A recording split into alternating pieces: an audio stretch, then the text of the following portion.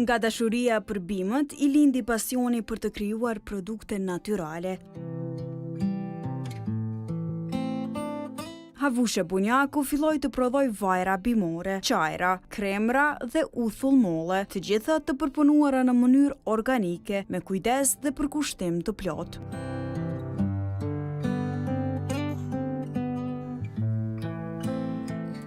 Ka orë si ide me sjell produkte të shëndetshme në tregun vendor, kryesisht të certifikuara organike nga bimët mjekuse dhe aromatike, duke e pa potencialin e zonës ku jemi këtu për rreth të pasur me bimë mjekuse aromatike, edhe nga njohuritë e mia nga universiteti si biologe, fillova fillimisht me disa lloje të qajrave, duke e testuar edhe tregun, duke e testuar edhe mënyrën e përpunimit. Ka procesin kontrolluar 100%.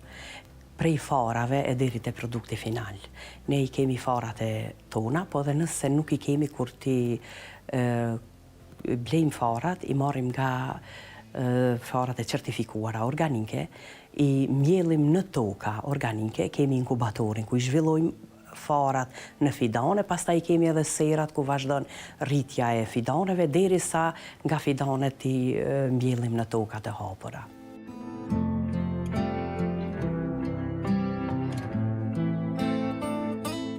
Në rrëfimin e saj, ajo ndan sfidat që ka përjetuar si grua në bujqësinë pyjore, që nga paragjykimet e përditshme e tek vështirësitë në terren, por ajo tregon forcën dhe vendosmërinë që e ka shtyrë të ecë përpara pa u ndalur.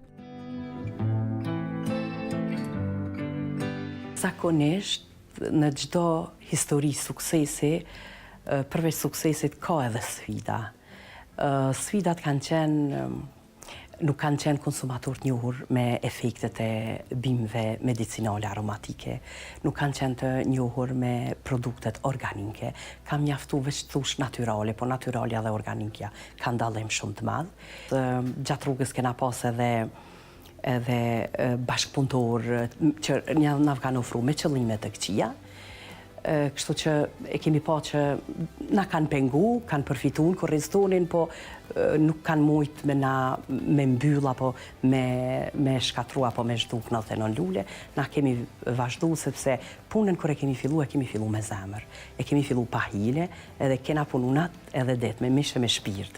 Edhe krejt kjo punë, këtë që po duket, krejt e punojnë gratë. 55 gra janë terren që punojnë, që mirën me kultivim, disa me grumbullim, bimëve mjekuse dhe aromatike, i sjellin te na dhe këtu pastaj janë të punësuara në mënyrë sezonale.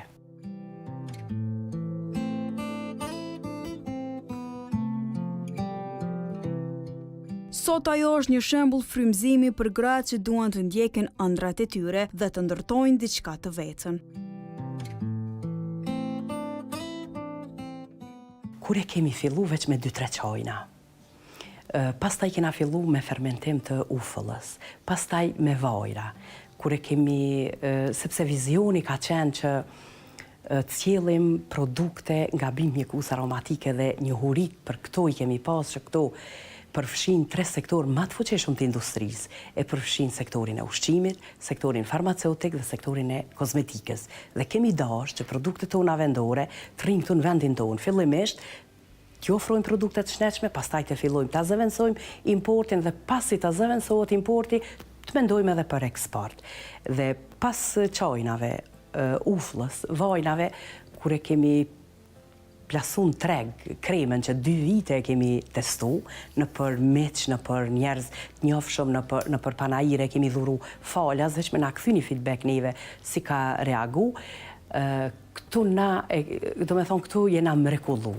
Edhe qatëhere ku më thonë që na edhe industrinë e ushqimit pëmbulojmë, edhe farmaceutikën se kemi qajrat kombinum që janë për smundje të ndryshme, i kurojnë smundje të ndryshme, edhe kozmetikën. Do me thonë atëherë, ku më thonë që nëse në lule është e bekume, është mrekullu, edhe na ka ardha ajo fuqia që me fillu edhe me vazhdu. Kështu që qëto fjalja thëmë se cilës grua, se cilës vajzë tre, që dëshiron me kon e pavarur, me kon vetvetja, duhet me fillu atë punë që e donë mas mirëti, i flen shpirt edhe e njeh